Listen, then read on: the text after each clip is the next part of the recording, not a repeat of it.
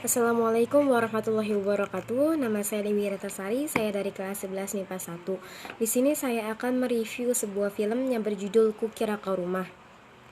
Film ini bergenre drama, diproduksi oleh MD Picture dan Cinema Picture, disutradarai oleh Umay Shahab, dan diproduseri oleh Prilly Latuconsina.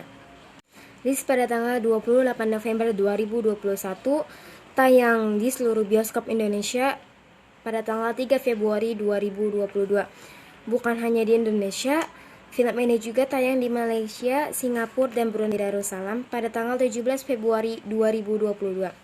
Film Kukira Kau Rumah juga mendapatkan penghargaan sebagai film terfavorit pilihan penonton dari Festival Film Indonesia atau FFI. Berikut ini nama pemain-pemainnya. Yang pertama ada Prilly Latuconsina sebagai Niskala, yang kedua ada Jordi Pranata sebagai Pram, yang ketiga ada Shenina Chanon sebagai Dinda, yang keempat ada Raim Laonde sebagai Oktavianus, yang kelima ada Yunik Priscilla sebagai Mela atau ibunya Niskala, yang keenam ada Kiki Narendra sebagai Dedi atau ayahnya Niskala. Setelah jatuh dari atap rumah dan membentur kepalanya, sikap Niskala berubah dengan pergantian emosi secara drastis. Saat remaja, Niskala terdiagnosa gangguan bipolar. Ini membuat ayahnya sangat super protektif sehingga Niskala tidak bisa melanjutkan sekolah dan hanya bisa bergaul dengan Dinda dan Oktavianus, teman-temannya sejak kecil yang dipercaya oleh ayahnya. Namun, ketika ayahnya keluar untuk bekerja, Dinda dan Oktavianus selalu mengajak Niskala ke kuliah dengan sepengetahuan ibunya.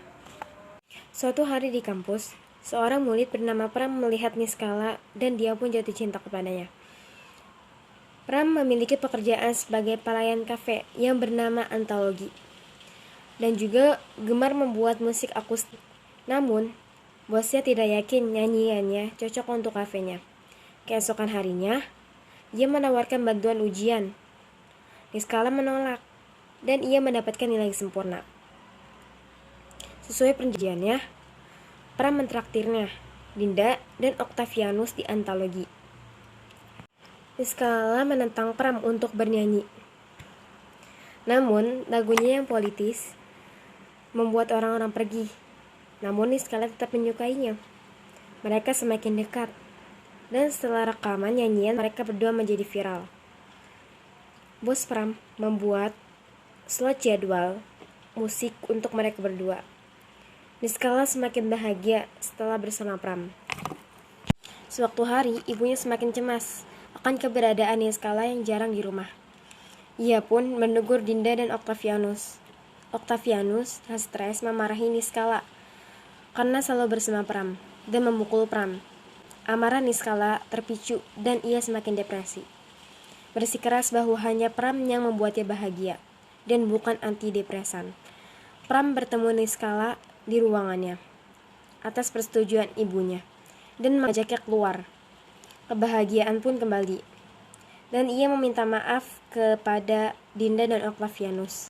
Pram sempat kecewa karena cintanya terhadap Niskala bukan cinta sempurna yang ia impikan, namun tetap bersyukur karena masih bisa bersamanya.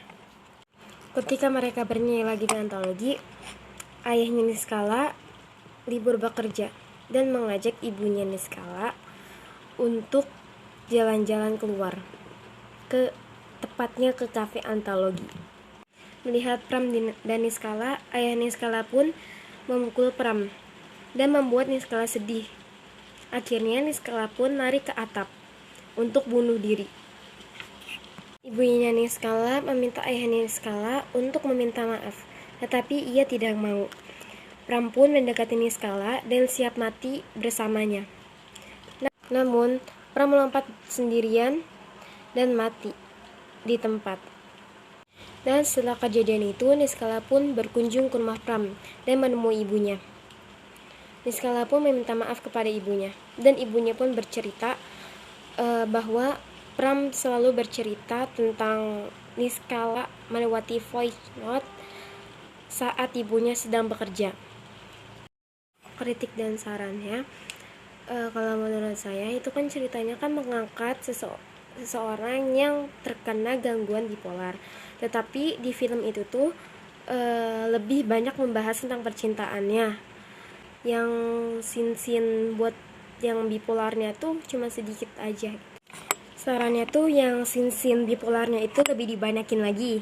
Tapi itu filmnya udah bagus banget, pemainnya juga totalitas banget, liriknya juga bagus banget main filmnya. Ya, the best. Mungkin segitu aja dari saya, kurang lebihnya mohon maaf. Wassalamualaikum warahmatullahi wabarakatuh.